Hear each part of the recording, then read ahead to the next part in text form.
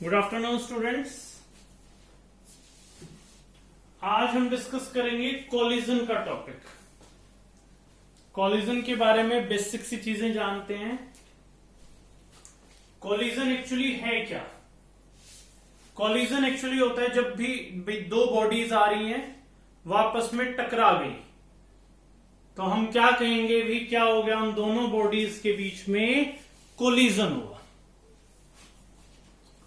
Collision का concept, collision basically दो type का है और ये जो कोलिजन है इसमें दो कंजर्वेशन के लॉज जानना जरूरी है।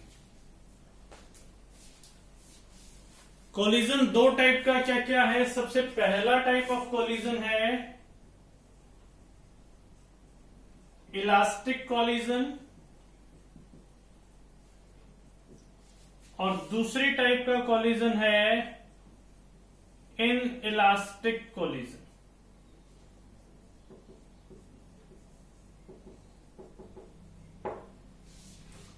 First one is elastic and second one is in elastic.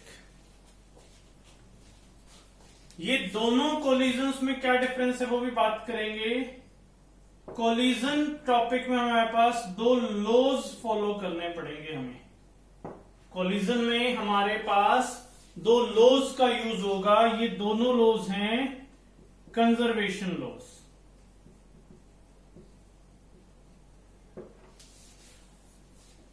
First law है law of conservation of linear momentum.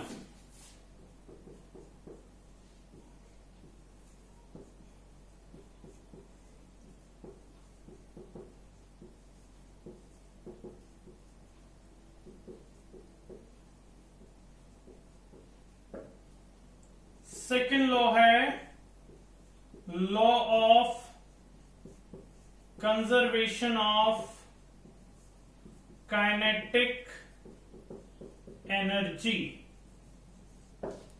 ये दोनों लॉज को हमें पता होना चाहिए कोलिजन पढ़ने से पहले।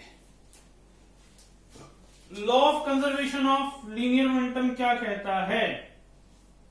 सपोज करो, एक डायग्राम ड्रॉ करते हैं हम लोग इसके लिए, पहले law of conservation of linear momentum discuss करने के लिए। देखो, मैंने एक मास m1 की बॉडी ली, मास m2 की बॉडी ली। ये u1 वेलोसिटी से चल रही थी, ये u2 से चल रही थी। ये दोनों बॉडीज आपस में कोलाइड हो गई और उसके बाद ये दोनों बॉडीज V1 और V2 से चलती। तो ये एक स्थिति है बिफोर कोलिजन की, ये एट कोलिजन की और ये आफ्टर कोलिजन। अब law of conservation of linear momentum क्या कहता है? Law of conservation of linear momentum कहता है लीनियर मोमेंटम बिफोर कोलिजन जो है वो किसके बराबर होना चाहिए? Linear momentum after collision. जैसे बिफोर कोलिजन का m1 u1, m2 u2, m1 v1, m2 v2। Clear है? सेम काइनेटिक एनर्जी का, kinetic energy before collision is equal to kinetic energy after collision, half m1 u1 square half m2 u2 square half m1 v1 square half m2 v2 square।